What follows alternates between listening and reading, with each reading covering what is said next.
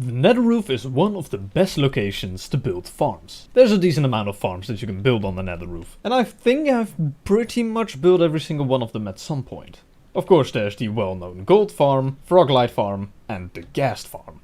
And all of these farms we are going to be building today right next to each other. We're gonna see if we can build the ultimate Nether area.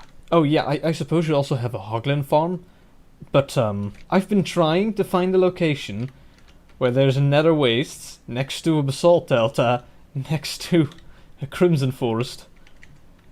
I've been looking for hours, as you can see by my coordinates. Either it doesn't exist, like it's not actually possible to have a basalt delta next to a crimson forest, or I was very, very unlucky. So we're just going to skip out on the hoglin farm. Now our main goal is to figure out if having all of these farms right next to each other makes a viable Nether area, or whether having all of those farms slows down all of the raids so much that you probably just shouldn't do this. No matter what, I think we're gonna have a fun time. First things first, let's make a zombified piglin farm, so that's a gold farm.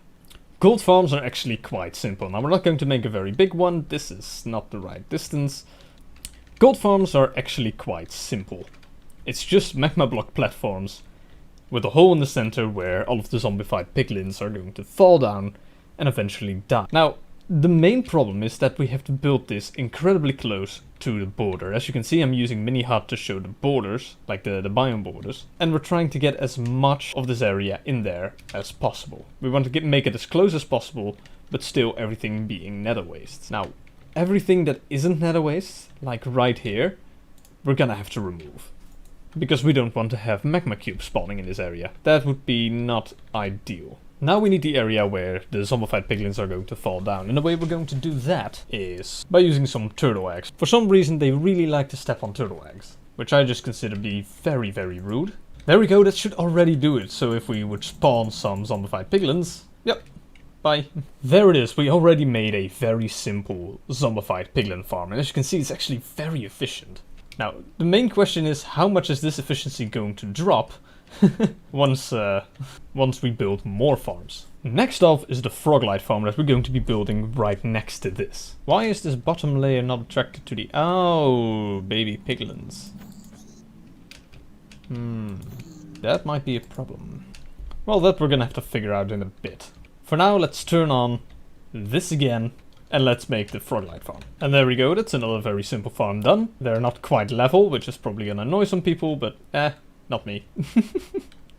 I've also not centered it correctly. So I just came to the realization that the ghast farm is not in the right biome. For a ghast farm you need a soul sand valley. I don't have a soul sand valley here. So we're going to have to grab all of this and move it.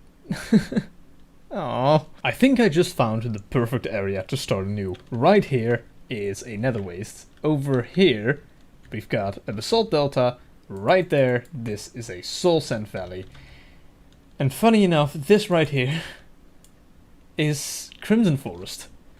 The only problem is I don't think that there's any way that we're going to be able to load this area, this area, this area, and that area. So I think again we're going to skip on the crimson forest, but we're going to do the froglight farm here, gold farm here, the ghast farm here. Okay, let's get back to the point where we just were. All three farms have been constructed. We're going to be linking up all of these storage systems to a central area here.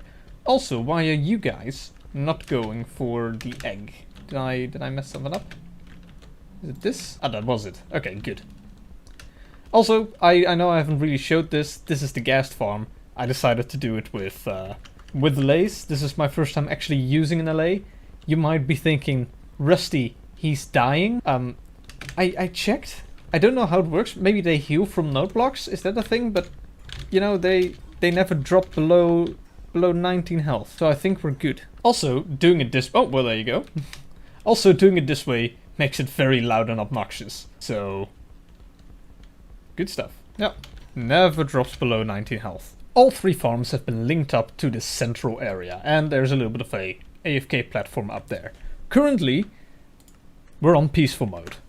The thing we're going to be doing is, I've got carpet mod installed, we're going to be AFKing up there for the equivalent of 1 hour. With carpet mod, that's just a few minutes, I think.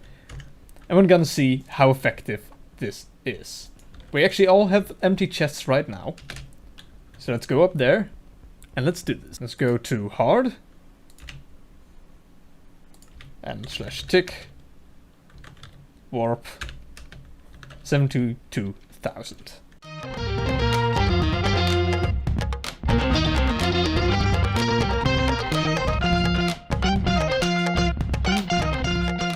There we go, 1 hour of AFKing has just been finished. It took a little longer than I expected, but here is what these farms do in 1 hour. First of all, gas farm. It's not it's not great. It's not necessarily bad, it's gas tiers, you don't need a lot of them, but it's not great. Then if we go to the frog lights, that one is actually, okay, this is going to need some explanation. The Froglight farm is actually quite decently fast, in my opinion. For 1 hour for a Froglight farm, it isn't a lot, but this is also not the fastest design. And also other farms are being loaded. But then we go here. It actually filled up the entire chest. Now of course nobody really cares about the rotten flesh, so I took all of the golden nuggets out. It is 29.5 stacks of golden nuggets in 1 hour, while 2 other farms were being loaded. Now here's the real question. Is this worth it?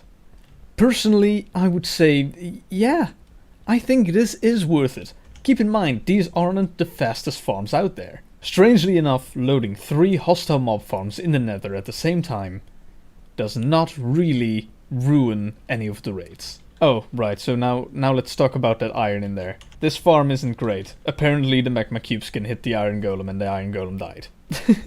That's it. That's what happened. So at some point this farm actually stopped and I had to quickly put in a new iron golem. But now I'm interested. I want to hear your thoughts. Do you think it's worth it making one big Nether industrial district?